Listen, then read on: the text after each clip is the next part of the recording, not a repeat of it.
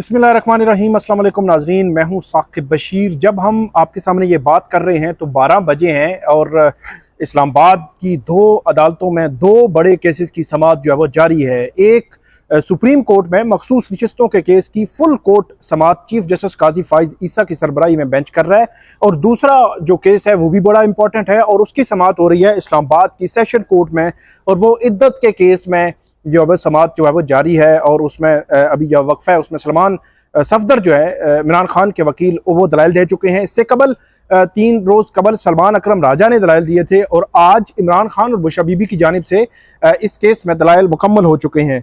इद्दत case में क्या हो रहा है, क्या हो सकता है, और मखसूस नशिस्तों के केस में क्या सिचुएशन बन रही है। जस्टिस अतर मिनल्ला के बड़े अहम रिमार्क्स आए हैं, जस्टिस मंसूर अली शाह, जस्टिस आयशा मलिक जो है, और इसके अलावा चीफ जस्टिस काजी फाइज ईसा जो है वो उनकी जानिब से क्या ऑब्जर्वेशंस दी गई हैं, सारा अहाता आपके सामने करेंगे। दोनों केसेस का दिन 12 बजे तक क्या सिचुएशन डेवलप हो रही है वो आपके सामने रखेंगे। आप हमारे साथ रहिएगा। हमारा यूट्यूब चैनल आप जरूर सब्सक्राइब कर लें, बेल आइकन का बटन जरूर प्रेस कर लें, ताकि जब भी हम कोई वीडियो अपलोड करते हैं तो फौरन उसका लिंक आपको मिल जाया करे। शुरू करते हैं मखसूस नशिस्तों के केस से मुतालिक। मखसूस नशिस्तों के केस में कल जो वकील हैं सुन्नी इत्तेहाद काउंसिल के फैसल सिद्दीकी, उन्होंने अपने दलाइल मुकम्मल किए थे, फिर सलमान अकरम राजा ने अपने दलाइल मुकम्मल किए थे, और उसके बाद आज से जो इसमें मखदूम अली खान है, जो पॉलिटिकल पार्टीज या जिन पॉलिटिकल पार्टीज को मखसूस नशिस्तें मिली थी, जो मेंबरान थी मखसूस नशिस्तों के हवाले से, उन्होंने वकील मखदूम अली खान को किया हुआ है, वो दलाइल दे रहे हैं। अटॉर्नी जनरल मौजूद हैं, इलेक्शन कमीशन के वकील जो है वो दलाइल देंगे। बड़ी अहम जो है वो समाअत हुई है। समाअत का जो पहला जो हाफ है उसमें बड़ी अहम समाअत हुई है। उसमें बुनियादी जो पॉइंट्स 2-3 बड़े इंपॉर्टेंट पॉइंट्स जो है वो सामने आए हैं। एक तो आज जैसे ही समाअत शुरू हुई है तो फैसल सिद्दीकी की जानिब से जो सुप्रीम कोर्ट ऑफ पाकिस्तान को एक चीज़ जो है वो बड़ी वाज़ेह तौर पर जो है वो बताई गई, और उन्होंने ये कहा कि सुन्नी इत्तेहाद काउंसिल की तरफ से कि साहबजादा हामिद रजा ने आज़ाद उम्मीदवार के तौर पर इलेक्शन लड़ा था। साहबजादा हामिद रजा ने कागजात नामजदगी में वाबस्तगी सुन्नी इत्तेहाद काउंसिल से जाहिर की थी, और मखसूस नशिस्तें मिली तो कंवल शोजब सुन्नी इत्तेहाद काउंसिल की उम्मीदवार होंगी। मतलब कंवल शोजब, क्योंकि सलमान अकरम राजा जो है वो कंवल शोजब की जानिब से वकील हैं, तो कल सुप्रीम कोर्ट ने यह कहा था कि कंवल शोजब को क्या सुन्नी इत्तेहाद काउंसिल अपनी मखसूस नशिस्तें अगर उनको मिलती हैं तो वो देंगी या नहीं देंगी, ये अदालत को क्लियर करें। तो आज उन्होंने ये जो है वो अदालत के सामने क्लियर किया है। और इलेक्शन कमीशन ने भी चेयरमैन सुन्नी इत्तेहाद काउंसिल हामिद रजा के कागजात नामजदगी सुप्रीम कोर्ट के सामने जमा करवाए, जिसके बाद चीफ जस्टिस ने कहा कि इनकी कॉपी जो है तमाम बेंच के मेंबरान को दी जाएं।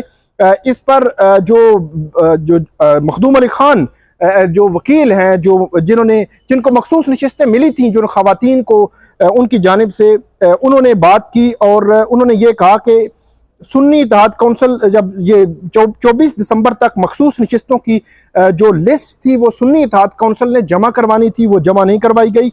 जस्टिस मुनीब अख्तर ने यह पूछा कि क्या कागजात नामजदगी के साथ पार्टी टिकट जमा कराया गया था, तो फैसल सिद्दीकी ने कहा कि पार्टी सर्टिफिकेट जमा कराने से हामिद रजा को रोका जा रहा था। और उन्होंने ये भी कहा कि इलेक्शन कमीशन ने जबरदस्ती आजाद उम्मीदवार का निशान अलॉट किया।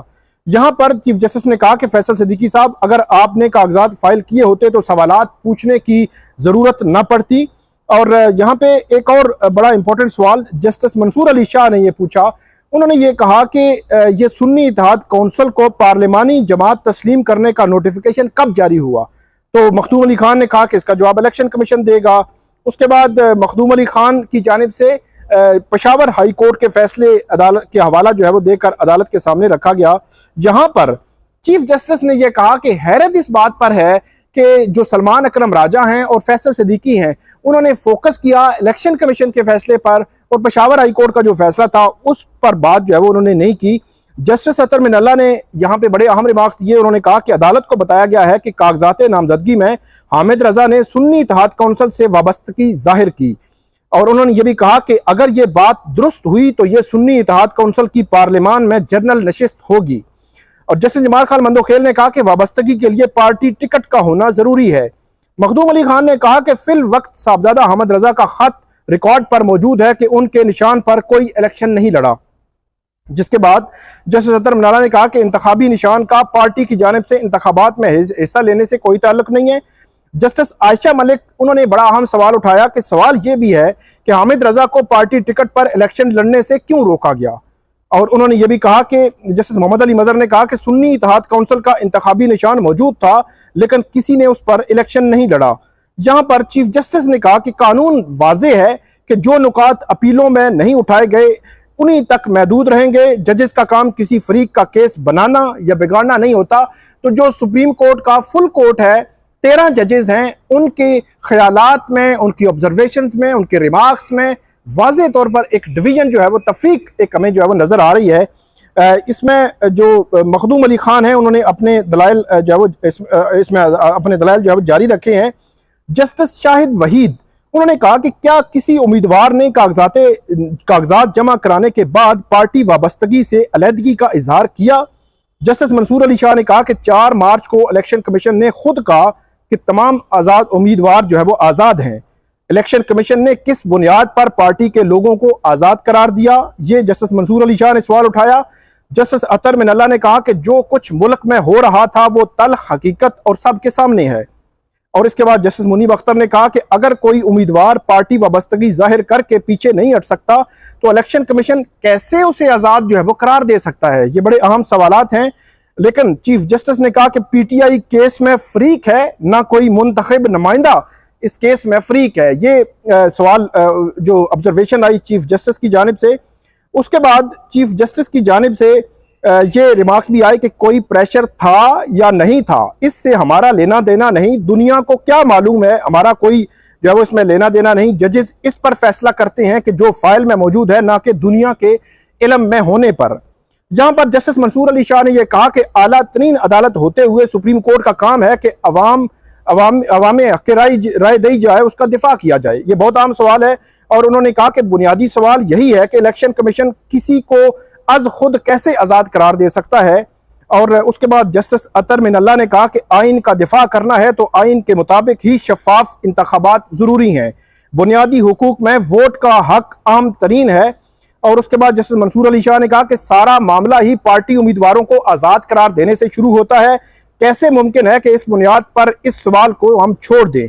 जस्टिस आयशा मलिक कहती हैं कि सुन्नी इत्तेहाद कौंसिल अपना केस जीते या हारे, दोनों जमातों को इससे क्या फायदा होगा।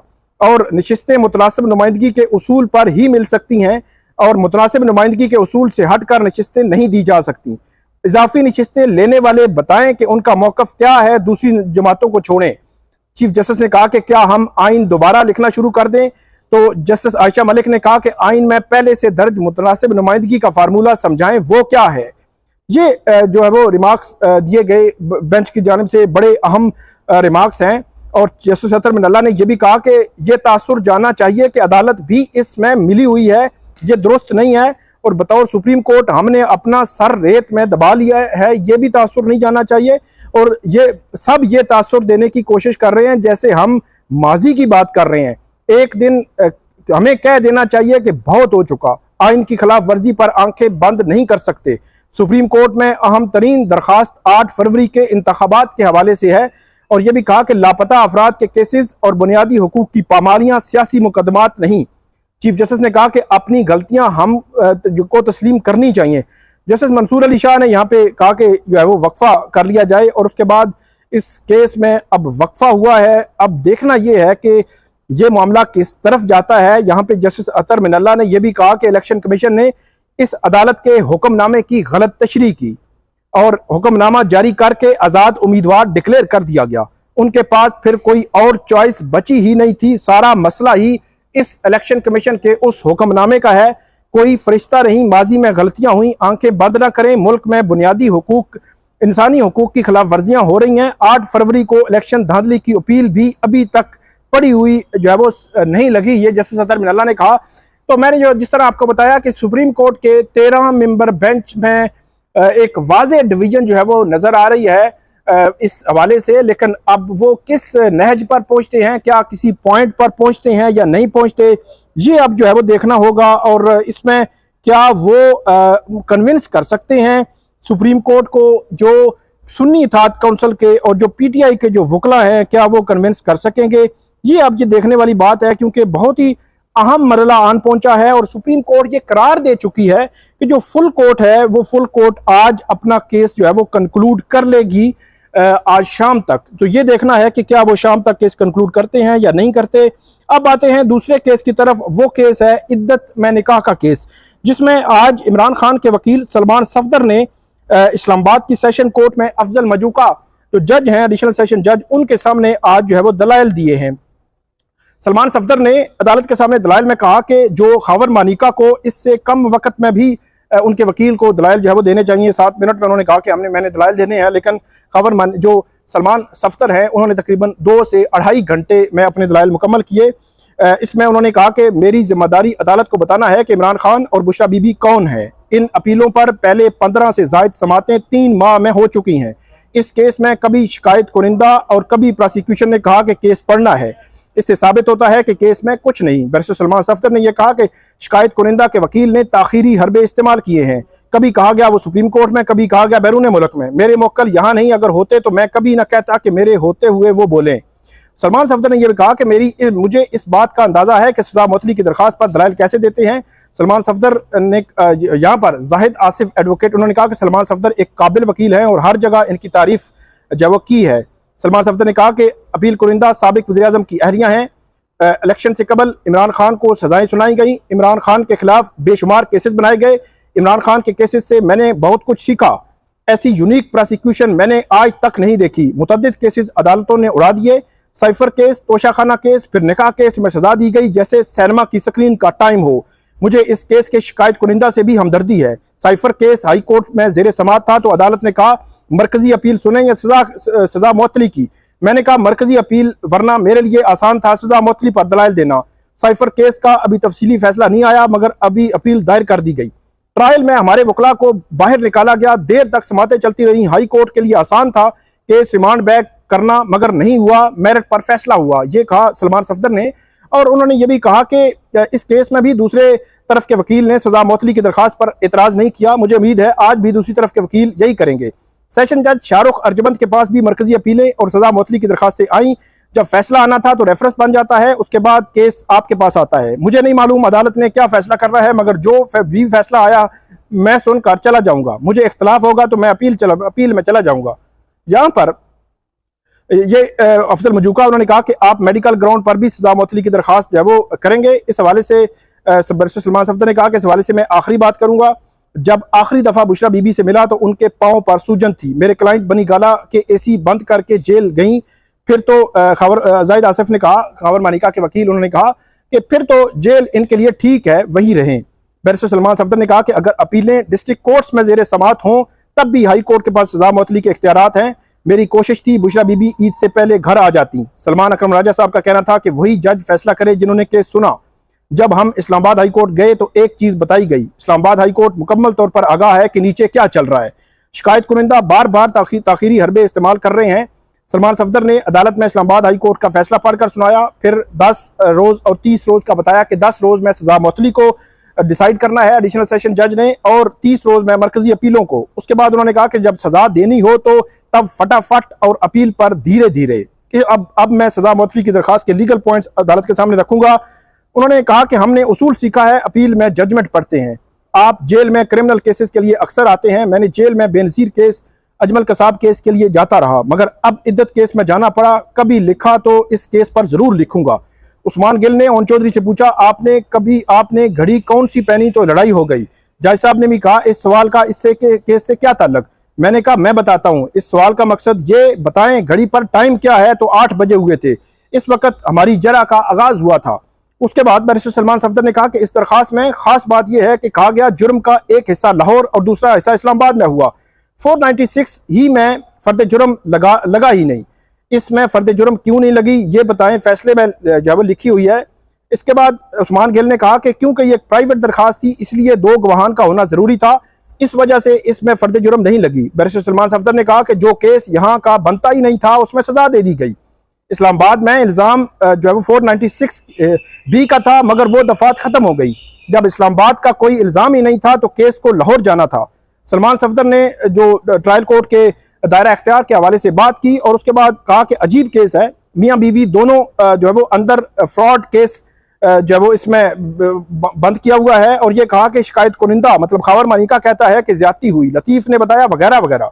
हर दरखास्त का एक टाइम होता है, मगर यहाँ 6 साल 2000 दिनों में बाद जो वो दरखास्तें दायर हुई।